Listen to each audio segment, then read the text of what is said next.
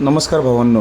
कुमार रणवीर राहुलभाई पाटील अडिवली कल्याण यांचा भारत केसरी हिंद केसरी मथुरबद्दल मी अपडेट घेऊन आलेलो आहे की मथुर उद्याच्या 31 मार्च रोजी मौजे वेरगाव आई एकविरा कारला केसरी मैदानामध्ये पळताना दिसणार आहे की नाही हे या व्हिडिओमार्फत सांगणार आहोत.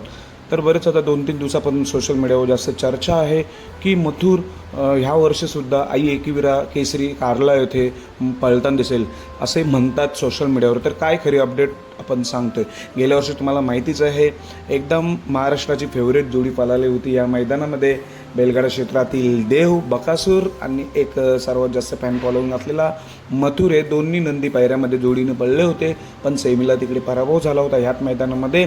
यावर्षीसुद्धा हे चांगलंच मैदान आहे, चांगली बक्षीस आहेत. गटपासला मला वाटतं 2,500 का 3,000 रुपये बक्षीस आहे. त्यामुळे बरेच टॉपचे नंदी आपल्याला दिसणार आहेत या मौजे वेरगाव कारला येथे आई एकविरा केसरी मैदानात. तर आता चला महत्त्वाच्या मुद्द्यावरच वळतोय. मथुर पळणार आहे की नाही. तर भावांनो, तुम्हाला माहितीच आहे काल आणि परवा मला वाटतं मथुर प्रमुख आकर्षण म्हणून हिंगोली येथे होता. तर अशी अपडेट मिळतोय की मथुर उद्याच्या मैदानात पळणार नाही.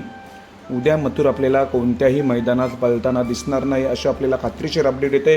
त्यामुळे बरेच वाट बघत असतात मथुरप्रेमी, महाराष्ट्रातील बैलगाड्याप्रेमी. मथुर दिसणार की नाही त्यांच्यासाठी ही व्हिडिओ बनवतोय की उद्या आपला मथुर कोणत्याही मैदानात पळताना दिसणार नाही. उद्या जे चांगलंच मैदान आहे मुंबईचं, टॉपचे नंदी बरेच दिसतील. आशा होती की इथे मथुर पळणार, पण आता अपडेट अशी येतोय की मथुर उद्या आई एकविरा केसरी कारला मैदानात पळताना दिसणार नाही. धन्यवाद भावांनो.